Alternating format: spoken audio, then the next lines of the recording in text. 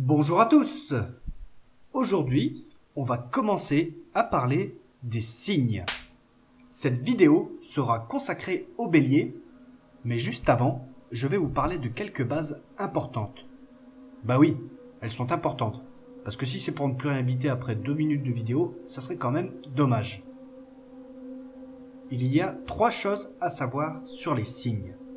Tout d'abord, ils ont un élément. Ils sont soit feu, soit terre, soit air, soit eau. Il y a 3 signes par élément. Les signes de feu sont le bélier, le lion et le sagittaire.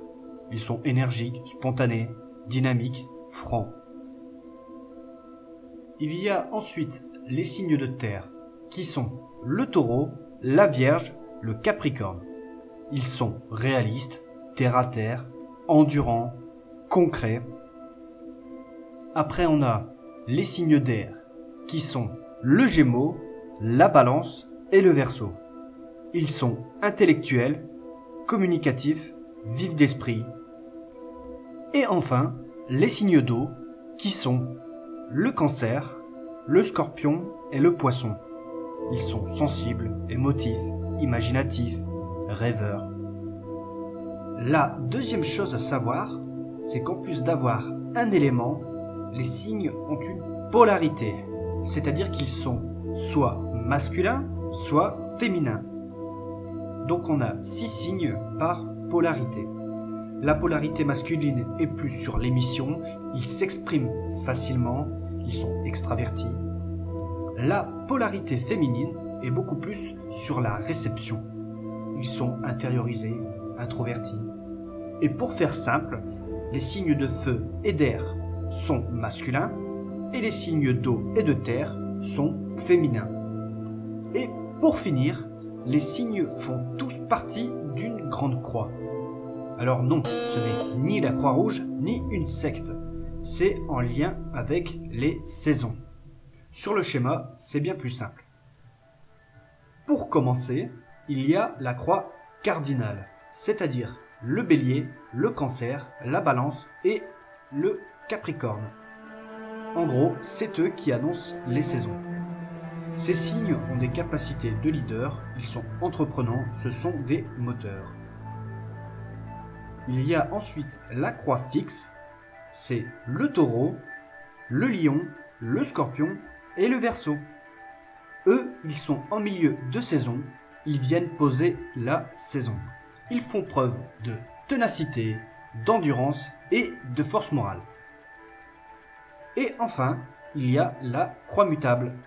C'est le Gémeaux, la Vierge, le Sagittaire et le Poisson.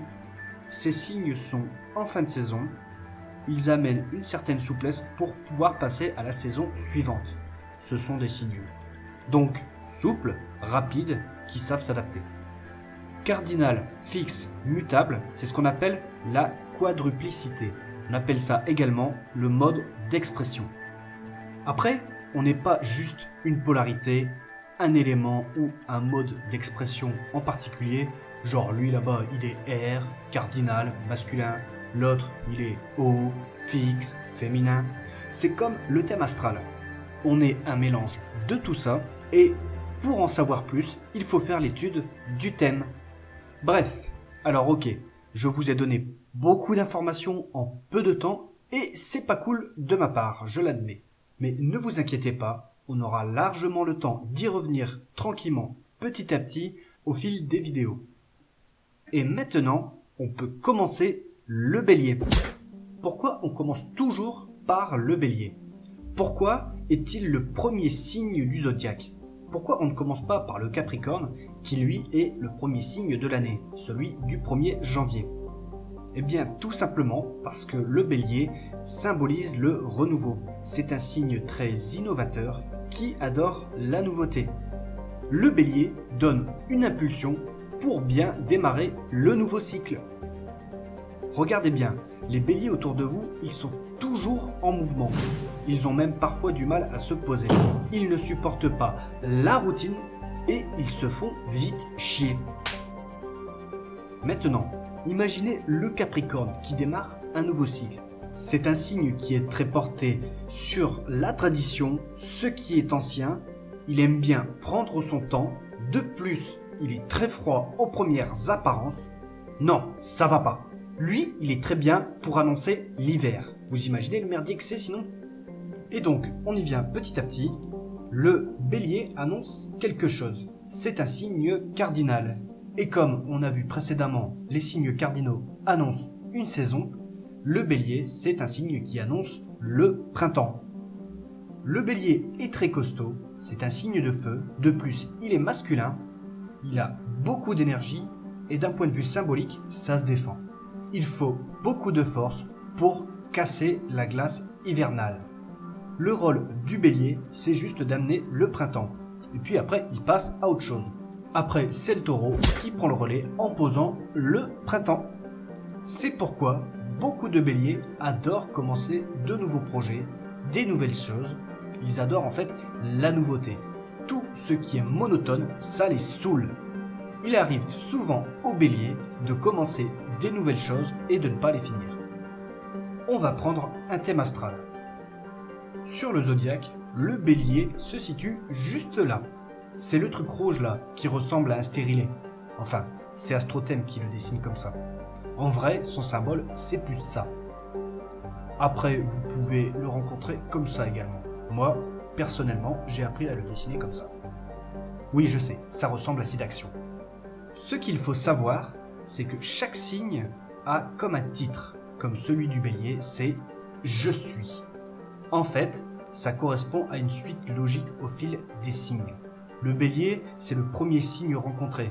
C'est le nouveau d'un cycle, la phase de naissance un peu. Ça veut dire « je suis né, j'existe en tant qu'être ». C'est pourquoi le bélier peut se montrer un peu égocentrique, mais ce n'est pas de sa faute. Il a ça en lui. La planète du bélier, c'est Mars. Oui, chaque signe est associé à une planète. C'est ce qu'on appelle son maître. C'est le maître du signe. Et quand Mars est en bélier, c'est-à-dire chez elle, on peut dire qu'elle s'y sent bien. Elle s'exprime correctement. Il y a d'autres signes dans lesquels elle s'exprime bien également, ou au contraire, il y a des signes dans lesquels elle s'exprime très mal. Pour Mars, par exemple, quand elle est en balance, elle est dit en exil. Elle s'exprime très mal. Mais on verra ça plus tard. Mars, c'est l'action, les désirs, l'énergie physique, la sexualité. C'est en adéquation avec le bélier. Pour chaque chose que vous avez en bélier, que ce soit une maison, une planète ou autre chose, elle aura forcément un lien avec Mars. Notamment si vous êtes bélier ou ascendant bélier. Mars aura une place importante dans votre thème. Revenons au signe du bélier. Il a un certain nombre de qualités. C'est un excellent leader, un leader qui sait motiver une équipe. Il a le sens de l'initiative. Il a aussi beaucoup de volonté. Il a l'esprit de compétition. C'est pourquoi quand vous jouez avec un bélier, il veut absolument gagner. Il ne joue pas par plaisir. Il veut être le boss. C'est également un fonceur. Il aime foncer dans le tas. Il sait s'affirmer. Il est fier. Il est mobile, vif, indépendant. Mais le bélier n'a pas que des qualités. Il a aussi un certain nombre de défauts. Comme dit avant, par exemple, le bélier peut se montrer égocentrique. C'est un signe de feu. Il est aussi très impatient. Il n'a, mais alors, aucune patience. Mettez-le dans un embouteillage, ce sera le premier à péter un câble. Le bélier est également très impulsif. Il a des montées de sang, des coups de colère. Oui, le bélier est une grande gueule. Mais il faut savoir que les colères du bélier ne durent jamais. C'est comme une pulsion. Pour lui, il faut que ça sorte. C'est pas comme les colères du scorpion qui sont plus malsaines, qui viennent du plus profond de lui et qui durent jusqu'à le ronger intérieurement. Les colères du bélier sont intenses mais courtes. Une fois sorties, il passe à autre chose. De ce fait, il n'est pas du tout rancunier. Au moins, avec le bélier, il a un truc à vous dire, il vous le dit. Bon, le ton peut monter, mais après, ça s'arrête là. Le bélier est parfois un peu primaire, mais c'est pas plus mal, au moins, pas d'hypocrisie. Le côté énergique du bélier peut le rendre également très fatigant pour son entourage, parce qu'il a tout le temps envie de bouger, de faire des trucs, de sortir. C'est pourquoi, avec d'autres signes comme le cancer ou le taureau qui aime bien se poser, glander, profiter de la vie, il peut y avoir des petites divergences. Il faut savoir que le bélier, d'un point de vue anatomique, il régit la tête. Ils sont donc généralement plus facilement soumis à des migraines, à ce genre de choses. D'ailleurs, un truc qu'il faut savoir sur les béliers, c'est que physiquement, généralement, ils ont le front large. C'est pas toujours le cas, mais ça se retrouve très souvent. Regardez bien la prochaine fois que vous rencontrez des béliers. Mais pour revenir aux migraines, le bélier a tout de même une très bonne santé. À moins que le thème ne prouve le contraire, ce n'est pas le signe le plus à plaindre sur le plan de la santé. C'est même l'un des signes qui a l'une des meilleures vitalités. Une autre chose à savoir, c'est que le bélier a également une très bonne intuition. C'est un signe de feu. On a tendance à croire que c'est les signes d'eau qui ont une bonne intuition, mais non, c'est les signes de feu. Les signes d'eau sont juste très réceptifs à leur environnement. Ils perçoivent les choses d'une autre façon. Le bélier doit apprendre à écouter ses premières intuitions. Elles sont quasiment toujours vraies. Écouter les conseils du bélier est une bonne chose, car il dit souvent des trucs qui sortent de nulle part, même lui ça l'étonne, mais qui sont toujours intéressants à prendre en compte. Sur ce, ma vidéo se termine. J'espère que les informations que je vous ai partagées sur le bélier vous ont plu. Si vous avez des questions, n'hésitez pas à les poser en commentaire. Ma prochaine vidéo sera donc sur le taureau, c'est le signe suivant. N'hésitez pas à partager la vidéo. Si vous le faites, promis, je vous masse les pieds.